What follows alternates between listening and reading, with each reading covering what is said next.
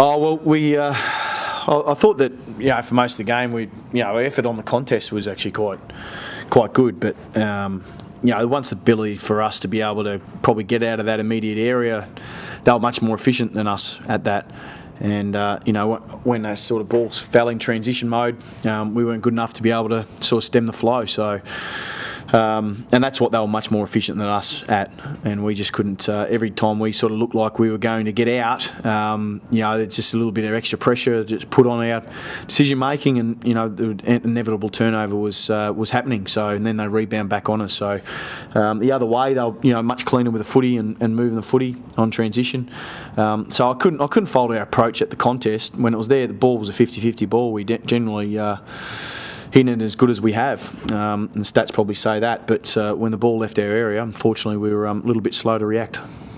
Bossy, you're in a bit of a cycle at the moment where if you have a bad area in 1 week, you seem to fix it pretty well, but to the expense of other. Like last week they smashed you into the stoppages and called a contested balls. Just seemed to be a real desire to do it today, but perhaps other areas. Yeah, and that can happen when you're sort of looking at what as the cause-effect model. Like you're not too sure what's causing it, and you're just seeing the effect, and we just can't afford to probably fall into that preparation mode ourselves. I think we've well and truly looked at our program and sort of thought, well, we have to take a bigger picture view than what the week-to-week mode is. And the first part is that we've got to make sure that if there's one area you've got to fix first, is making sure that you get your hands on the footy a little bit earlier. And so we did that a bit today, but then on the outside it hurt us a bit. So we've just got to make sure that we stick to it and get that part right before we start expanding elsewhere.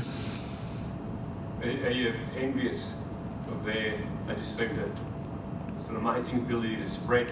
When they've got the footy. Yeah, no, their leg speed was better than ours. Whether it's leg speed, reaction time, that was better than us. So. Move the ball a lot cleaner. That always makes you a little bit quicker. That being able to run with confidence, knowing that your opponent's going to make the right decision, or your teammate's going to make the right decision, is good confidence to have. So, and that's what they were pretty good at today. Taking a look at that big picture view that you're talking about, what's the checklist of things that you guys have got to get better at, possibly in what order are you trying to get them right? I still think that the winning the neutral footy is the most important. Ability to be able to. What we haven't been too bad is getting the ball back off the opposition, even though it wasn't as good today. Generally, we've had to improve our ability to win neutral footy, and whether that's been clearances or whether that's been contested footy, we've had to get better at that, and that's something that we've got to keep emphasising through our training, because we can't continue to give opposition chances or first looks at the footy, and you've got to do too much work in defence. So we'll keep emphasising that.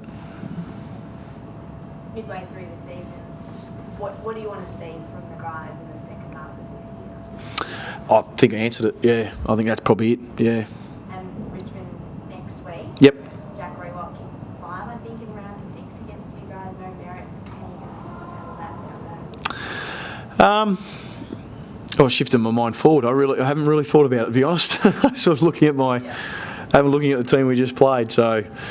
But certainly their smalls are also pretty important that particular night. But look, I think we've got to improve our midfield. We've got a fairly young brigade in that in the midfield area that's emerging, and that's an area that we've got to spend a bit of time on. So if we can get that right and we can generate more ball going inside our 50, then it spends a little bit less time the other way. That always helps. Does that improvement that you were talking about come with win tally for the second half of the season? Do you set yourself a number of wins or something like that, or not really? Is it just more about doing that simple stuff? I think the one thing that we've got to do is probably look a bit more short term than that. I think in footy terms, we're always sort of looking for a bit of a long term, what's the season hold for us, but in essence, form is just driven by what's happened the last month and what month you got ahead. So, whenever you're doing your planning, that's what you got to look at. Yep, keep in the background of where you think you need to go. But form is so much about what's happened the last month. And our last 2 games we've played against some good opposition, and they've probably taught us where we need to be able to end up and what we need to be able to try and generate come to the end of the season. Yeah.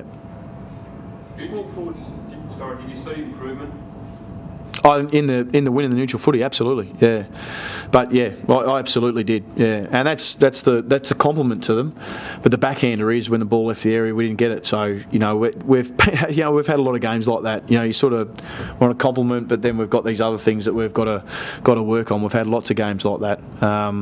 You come against some good opposition, they put more together more often at a greater intensity, and that's sort of something that we've got to get better at. How do you rate Luke on Murphy? I thought he's good. Obviously, kicked those late couple of goals, but I thought it was a good matchup. Yeah. I was quite happy with Luke's intent at the contest. Yeah, for sure. Redden was good for you, Michael. Yeah, he's he's evolving as a midfielder. He's certainly a great size, and he's running very hard. So his workload's enormous. I don't know whether he's leading the tackle count now across the competition, but he's certainly close to it. If he's not, so that sure shows the work rate that he's got. And he's certainly evolving very fast as a midfielder for sure. 10 goals out of Ben Scarlett Walker. Is that sort of the way most teams are evolving and are trying to go? Who was the first one? Sorry.